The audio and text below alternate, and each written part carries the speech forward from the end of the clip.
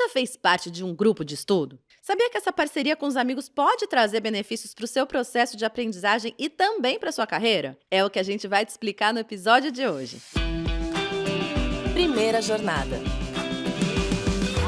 Salve, salve! Eu sou a Zá Coelho e esse é o Primeira Jornada, um programa papo reto feito pela SPM que te ajuda a enfrentar os desafios da vida escolar e a refletir sobre o seu futuro profissional. Eu tô aqui para te acompanhar na descoberta desse universo de possibilidades e caminhos do mercado de trabalho. E para nos falar sobre os benefícios dos grupos de estudo, como eles funcionam e como formar um, eu recebo a Cláudia Silva, professora do SPM Life Lab, um conjunto de disciplinas optativas da SPM para o desenvolvimento de soft skills.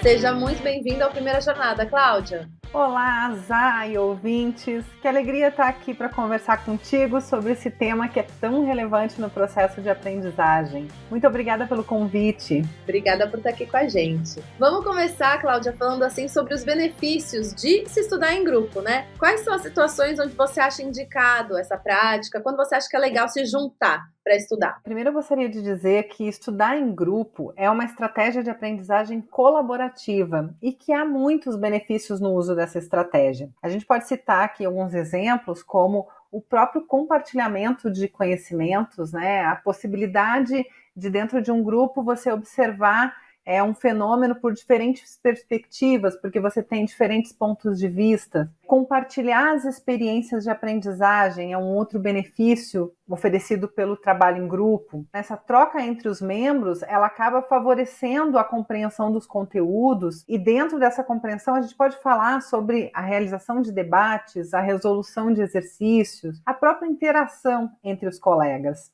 E como indicação, né, a gente sempre indica a formação de grupo de estudos para preparação para exames, né? Os grupos de estudos podem ser muito eficazes na revisão de conteúdos, no compartilhamento de estratégias de preparação e revisão de tópicos, né, para os exames de maneira colaborativa. É indicado também nos projetos acadêmicos. Os projetos acadêmicos normalmente são projetos extensos, né, com uma série de tarefas e atividades envolvidas. Então, os membros podem realizar pesquisas, fazer as apresentações, enfim, tem uma série de atividades que pode ser realizada no contexto de um projeto acadêmico. E também a revisão de materiais extensos, né? Então, eventualmente, a gente tem aí uma série de livros, de artigos, né? Então, os integrantes do grupo podem se dividir, para dividir a leitura, né? Essas leituras e pode resumir as informações. Isso ajuda a otimizar o tempo. Muito legal, Cláudia. Acho que é muito legal a gente pensar nessa coisa que você falou do coletivo, né? A coletividade, onde cada um traz suas vivências, suas percepções. Isso é sempre muito rico, né? Dentro disso daí, a gente fala bastante aqui no podcast sobre as soft skills, né? Elas estão sempre presentes aqui. Pensando nisso que você falou, eu imagino que também ajude a desenvolver as soft skills, né? Quando você se junta. Que soft skills aparecem nesse momento? De que forma isso acontece? Fala um pouquinho pra gente. Sem dúvida, o estudo em grupo, ele auxilia muito na criação de um ambiente que é propício para o desenvolvimento das soft skills. Eu vou destacar aqui algumas competências, né, que são muito valorizadas pelas empresas. Uma delas é a comunicação efetiva. Então, participar de um grupo de estudos, né, exige uma comunicação clara e eficaz, né? Os membros aprendem a se expressar de forma compreensível, né? Porque eles aprendem a ouvir a perspectiva dos outros. Então,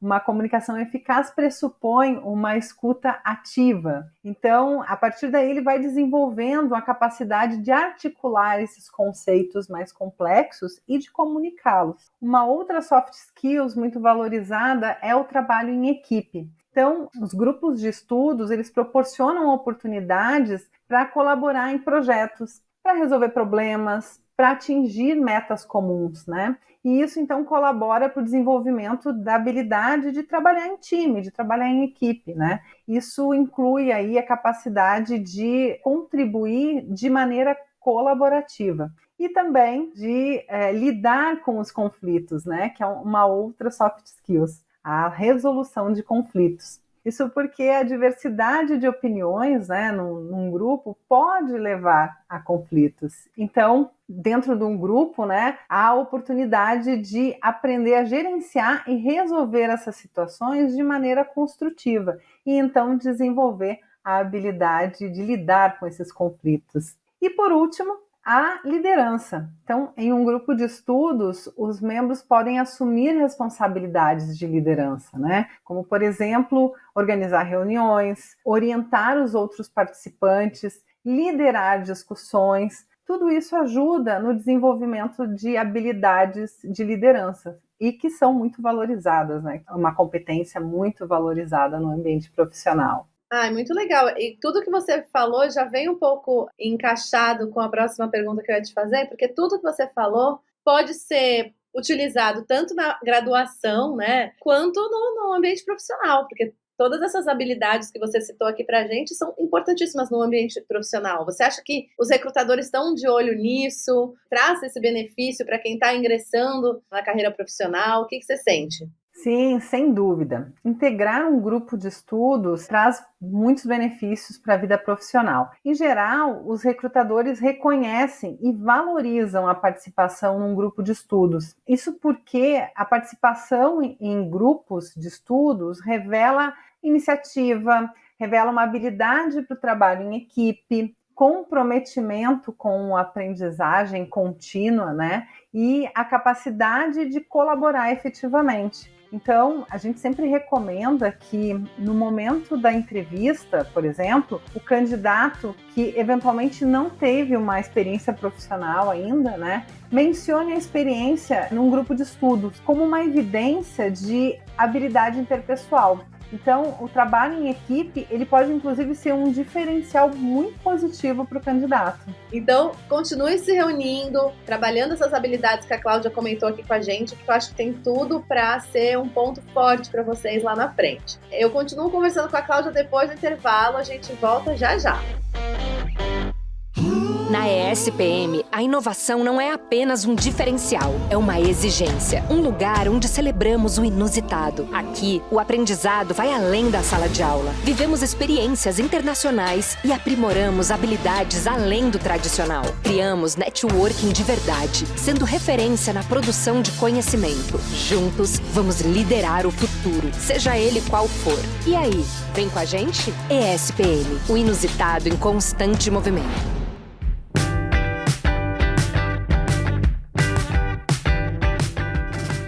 Bom, voltamos com a nossa conversa sobre grupos de estudo com a Cláudia Silva, professora do SPM Life Lab.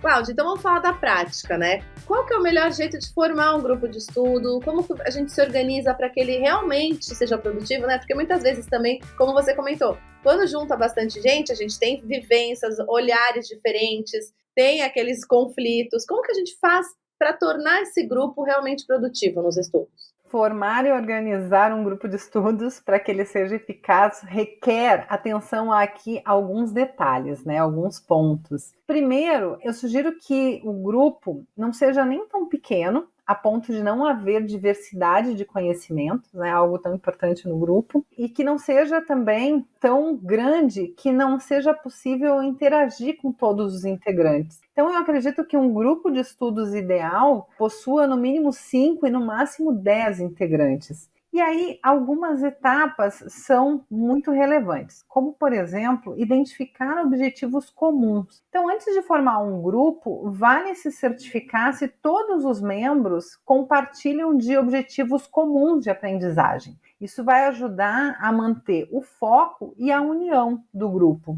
Um outro ponto é a escolha de membros com conhecimentos complementares. Por isso que um grupo não pode ser tão pequeno. Então, é importante buscar membros com conhecimentos e habilidades que sejam complementares aos conhecimentos do grupo. Isso ajuda a criar um ambiente de aprendizagem diversificado, onde cada pessoa, né, cada um traz perspectivas que são únicas para o grupo. Definir uma agenda e metas claras, esse é um outro ponto muito importante. Então, estabeleça uma agenda para as reuniões do grupo. E nessa agenda, inclua tópicos a serem discutidos, metas específicas a serem alcançadas, porque isso vai ajudar não só a manter o foco, como vai ajudar na produtividade. É importante estabelecer uma frequência e o local de encontro. Então, determinar quando que esse grupo vai se reunir. Se vai ser uma vez por semana, uma vez a cada 15 dias, uma vez por mês, enfim. E o local das reuniões. Se vai ser na escola, se vai ser em um outro local, se vai ser de forma remota, né? Por qual plataforma, então, vamos nos reunir.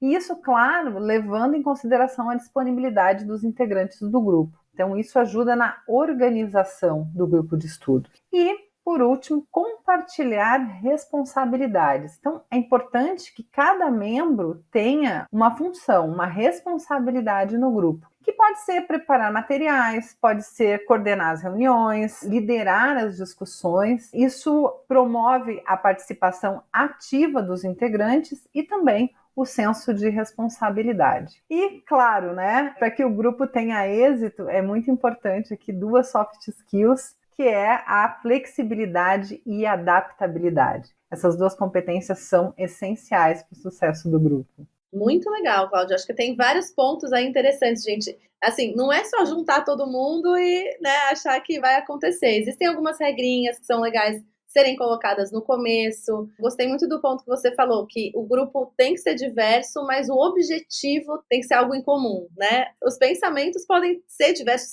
inclusive rico, né, que sejam, mas que todo mundo esteja olhando para o mesmo lugar, esteja querendo chegar no mesmo lugar. Isso é bem legal também. E, Cláudia, dentro dessa organização toda que você falou, né, você acha que os professores eles conseguem ajudar nesse processo da formação, da organização dos grupos? Eles têm esse lugar para essa ajuda? Sim, os professores desempenham um papel importante no processo de formação e da gestão do grupo de estudos, né? Então, a orientação do professor pode contribuir e muito para criar um ambiente de aprendizagem eficaz. Então, eles podem facilitar a formação do grupo, né? Então, os professores podem auxiliar na formação, levando em consideração as habilidades e os interesses individuais dos estudantes. Isso vai ajudar a compor um grupo de maneira equilibrada, de maneira produtiva. Ele também pode ajudar a fornecer as diretrizes iniciais, né? Quer dizer, estabelecer as expectativas para o grupo, né, para os integrantes do grupo. Isso inclui os objetivos, os temas a serem abordados e, claro, né, o professor vai ajudar a reforçar a importância da participação ativa dos membros do grupo. Um outro aspecto que o professor pode ajudar muito é a oferecer recursos e materiais. Então, o professor pode disponibilizar materiais de estudos, recursos online, né, ferramentas, pode sugerir leituras que vão apoiar o grupo. Isso ajuda a orientar os membros, inclusive na busca de informações que sejam relevantes para os estudos do grupo. O professor pode ajudar na realização de uma curadoria do que realmente é relevante para o grupo. Muito legal. Eu acho que a gente pode, então, contar com os professores como parte desse processo, parte fundamental para ajudar mesmo nessa coisa dos objetivos, da curadoria.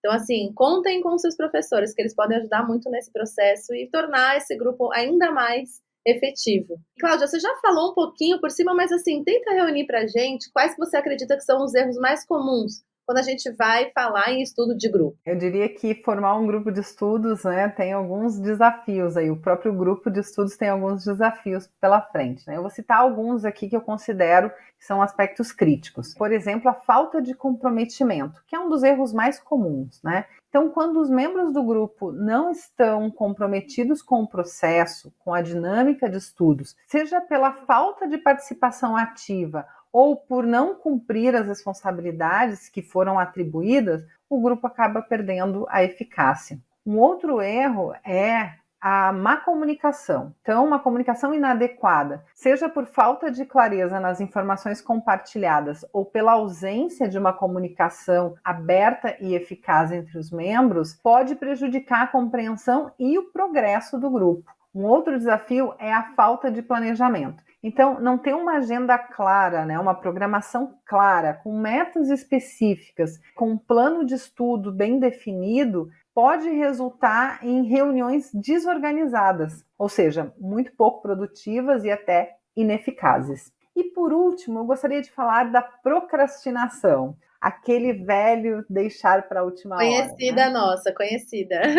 Isso, deixar para a última hora, tão comum na nossa vida corrida, né? Bom, isso pode prejudicar o progresso do grupo e a qualidade do aprendizado. Daí a relevância de estabelecer uma programação de estudos. Muito legal, Cláudia. Eu acho que a gente tem sim que usar todas essas informações, porque assim, o ser humano é um ser coletivo e a gente aprende muito vivendo em sociedade, ouvindo outras histórias, vendo outras vivências. Então, na hora de estudar, com certeza, isso também vai se aplicar como um método muito rico para a gente aprender mais, absorver mais e até ser mais prazeroso, né? Mais gostoso estudar, assim, trocando com mais gente. Te agradeço muito pelos pontos que você trouxe pra gente. Acho que tem muitas dicas valiosas aí para quem quer se juntar e estudar em grupo. E eu acho que vai ajudar muita gente que está ouvindo a gente. Muito obrigada, viu, Cláudia? Eu que agradeço a ti e a tua equipe de produção, aos ouvintes. Espero que a nossa conversa sensibilize os estudantes a olharem para esta poderosa estratégia de aprendizagem e então formarem os seus grupos de estudos. Bora se juntar, gente. Obrigada, Cláudia. Até a próxima.